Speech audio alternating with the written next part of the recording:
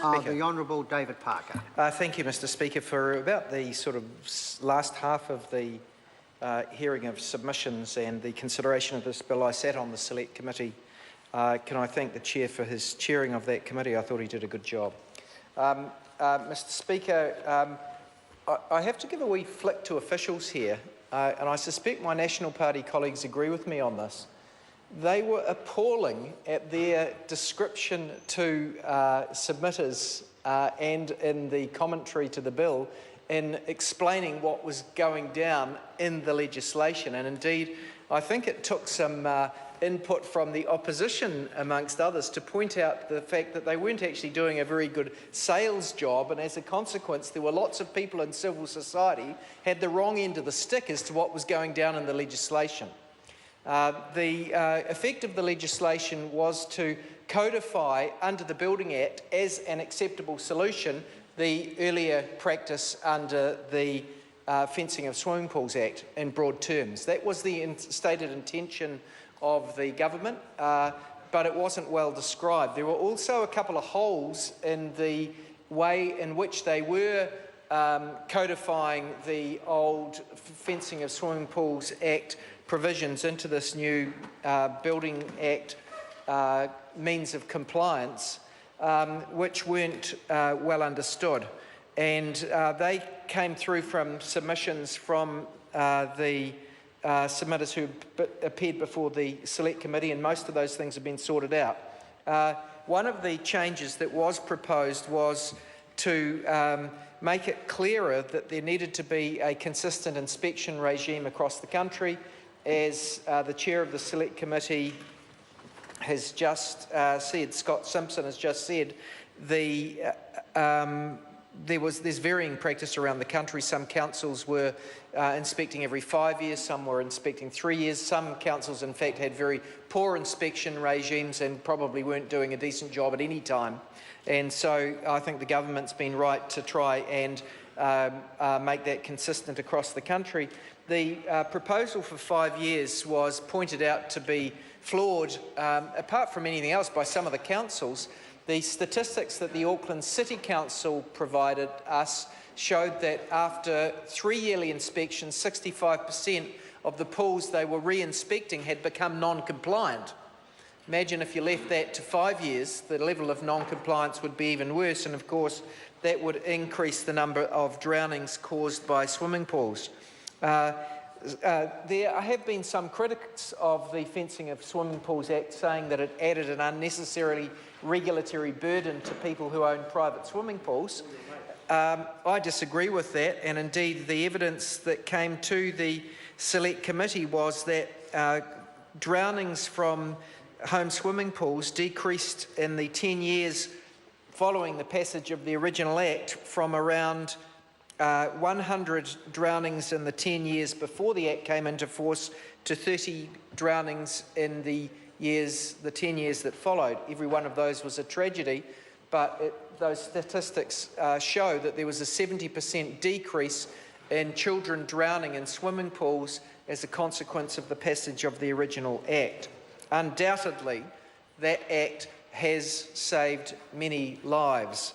Mr Speaker, for those reasons, the Labour Party was determined that we tried to make some improvements in the bill to get it as close to the Fencing and Swimming Pools Act as was possible, and that any changes from it were justified. It was notable that during the period that elapsed from the original discussion document that had been put out by Shane Jones some 5 years earlier, when he had held the ministerial portfolio, that the language had changed in the discussion document, which was initially withdrawn by the incoming national government.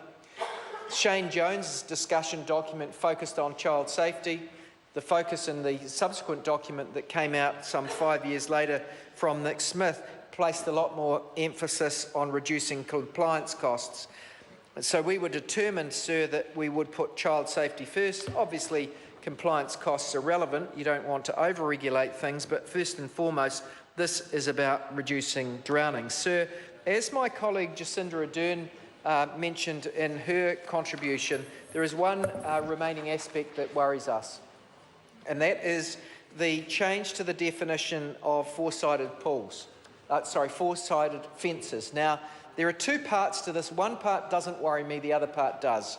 Presently, at law, it's arguable under the Fencing of Swimming Pools Act that a natural barrier, like a cliff, cannot act as a fence on one side of the pool. I actually agree it should. So long as the effect of that natural barrier is the same as a fence, I don't think it matters that it's a natural barrier rather than a fence. So I don't mind the law being clarified to say that natural barriers can be treated like fences. But the other part of the change does worry me, and that is that instead of having a fence between a house and a pool, you'll now be able to have an alarmed door from a room in the house to the pool. That is a change which the Labour Party opposes, because the evidence is that those alarm systems do not work as well as a fence. And there's a number of reasons for that, and we see it in human nature. People get tired of alarms going off and they disable them. We've had recent occurrences, quite tragic ones in Dunedin, where the fire alarms that are installed by landlords have been disabled by students because they don't like the fire alarm going off when the toast burns. So, or whatever other reason is that they're going off. That is human nature. The same thing will happen in respect of alarms on doors. People will get sick of the noise. There might be a door that, or an alarm that jams or something, and some of them will be turned off. I think the evidence of the Auckland City Council that even after 3 yearly inspections, 65% of the pools had become non-compliant in some way is evidence that if we introduce another option around alarmed doors, that we are going to see that be less effective than a fence around a swimming pool. And so the Labour Party says that we are supporting this at this second reading, but that we will be bringing forward a supplementary order paper so that we actually go back to the old Fencing of Swimming Pools Act rule in that regard and require a fence between a house and a pool, not merely an alarmed door. Mr. Speaker, I think I would hope that this House would give consideration to that at the committee stage so that we don't have alarms that people can disable. The other thing we know is that most of the drownings that do occur in respect of fenced swimming pools is when people are distracted. People can be distracted. It's another source of error that can occur when a parent is distracted, and I fear that parents or grandparents or friends are going to be shocked when they realise in future years that if we proceed as is proposed in the bill in its current form to allow alarmed doors rather than a fence around a pool, we're going to have a worse outcome.